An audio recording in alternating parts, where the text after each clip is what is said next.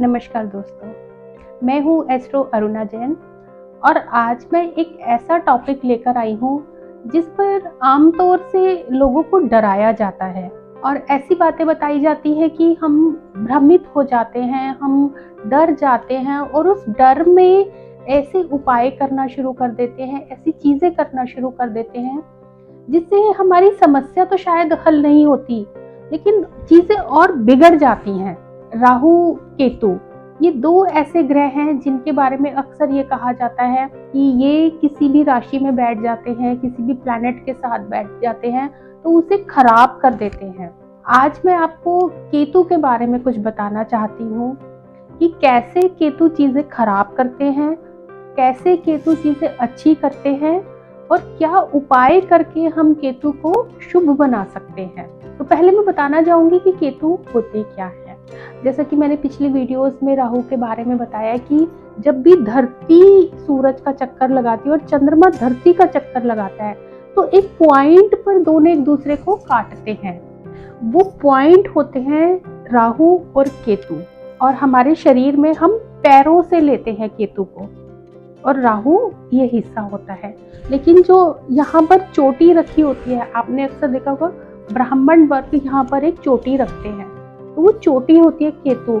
जैसा कि आपने नारद मुनि में देखा होगा, उनका ऊपर एक एंटीना उठा होता है ना, तो वो होता है केतु।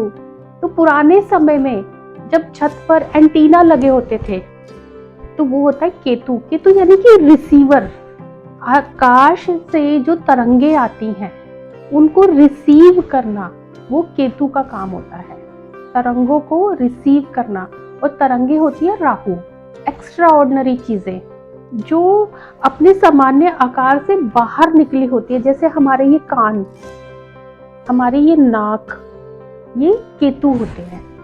केतु से हम लेते हैं हमारे नाना, हमारा भांजा, केतु जीजा भी होता है। और केतु जानवर में हम लेंगे कुत्ते से। यानी ऐसी चीजें जो हमारी वंश की वृद्धि करते हैं, जिनकी स्मेलिंग पावर बहुत अच्छी होती है, जिनकी रिसीविंग पावर बहुत अच्छी होती है। आप जब किसी मंदिर में जाते हैं, मंदिर में एक प्रतिमा होती है, तो वो प्रतिमा, जो भगवान की प्रतिमा होती है, वो केतु होती है। केतु होता है हमारा पासपोर्ट। जब उस पर स्टैंप लगती है और हम फॉरेन जाते हैं, कितनी खुशी होती है। तो जरूरी नहीं है कि राहु केतु खराब ही होते हैं, राहु केतु शुभ भी होते हैं। जब कोई फसल उगती है और गेहूं, जैसे गेहूं, मक्का, जब उसमें वो बालियां लगती हैं तो जो ऊपरी हिस्सा होता है वो केतु होता है, जो नुकीला हिस्सा होता है वो केतु होता है। इतनी खुशी होती है लहलहाती फसल को देखकर। आइए अब जानते हैं, अगर केतु अशुभ स्थिति में है तो उसे शुभ कैसे किया जा सकता है। तो केतु जब भी आपके लगन में, पंचम में और नवम भाव में आते हैं, यानी कि फर्स्ट हाउस, फिफ्थ हाउस और नाइन्थ हाउस आपकी कुंडली के, आप खुद भी देख सकते हैं, तो आपने करना क्या है। केतु यानी कि सर कटा हुआ। तो जो ऐसे कौन से भगवान होते हैं आप खुद जान सकते हैं, आप कमेंट्स में लिखिए ऐसे कौन से भगवान होते हैं। गणेश भगवान, और दूसरी होती है काली माता, फीमेल गॉड। आपने देखा होगा काली माता हाथ में ऐसे एक सर लेकर मुद्रा में खड़ी होती है और नीचे एक भैरवनाथ होते हैं। तो भैरव बाबा और कुत्ता भी केतु के प्रतीक होते हैं, और वो जो कटा हुआ सिर होता है वो भी केतु का प्रतीक होता है। अगर फर्स्ट हाउस, फिफ्थ हाउस और नाइन्थ हाउस में केतु होता है तो आपने, अगर वो फीमेल राशि पर है, फीमेल राशि यानी कि सेकंड, फोर्थ, सिक्स, 8 और 10th राशि, और मेल राशि यानी कि फर्स्ट, थर्ड, फिफ्थ, 9th और 11th राशि, अगर वो मेल राशि पर है केतु तो आपने गणेश जी की पूजा करनी है। और अगर वो फीमेल राशि पर है, यानी कि वृषभ राशि पर, कर्क राशि पर, कन्या राशि पर, वृश्चिक राशि पर, तो आपने काली माता की पूजा करनी है। कितना आसान है ना समझना, आप खुद ही जान सकते हैं अपनी कुंडली से कि आपने अपने केतु को कैसे ठीक करना है। तो काली माता की पूजा करनी है या गणेश जी की पूजा करनी है, आप बड़ी आसानी से अपनी कुंडली से जान सकते हैं।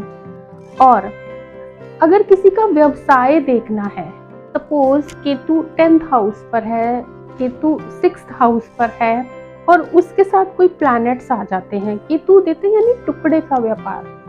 अगर बृहस्पति आ जाते हैं तो कट पीस का काम होगा उनका, डिस्ट्रीब्यूटरशिप लेकर डीलरशिप का काम करेंगे, यानी कि बड़ी चीज को, जैसे पनीर का एक बड़े टुकड़े को काट कर बेचेंगे, किसी बड़ी चीज को लेकर के उसको टुकड़ों में काट कर बेचेंगे। शुक्र साथ में आ जाता है तो गाड़ियों के स्पेयर पार्ट्स का काम करेंगे, तो आप बड़ी आसानी से जान सकते हैं। या शुक्र केतु आ जाते तो वो लोग टेलरिंग का काम करेंगे, बड़े कपड़े को काट कर एक शेप दे देना। तो आप इस तरीके से आसानी से अपने व्यवसाय जान सकते हैं। क्या आप भी जानना चाहते हैं आप किस भगवान की पूजा करें, किस व्यवसाय में जाएं? तो आइए कमेंट कीजिए, अपनी अपनी डेट ऑफ बर्थ लिखिए। आप बड़ी आसानी से जान जाएंगे कि कौन सा कार्य, कौन सा व्यवसाय, कौन सा प्रोफेशन आपके लिए शुभ रहेगा। धन्यवाद।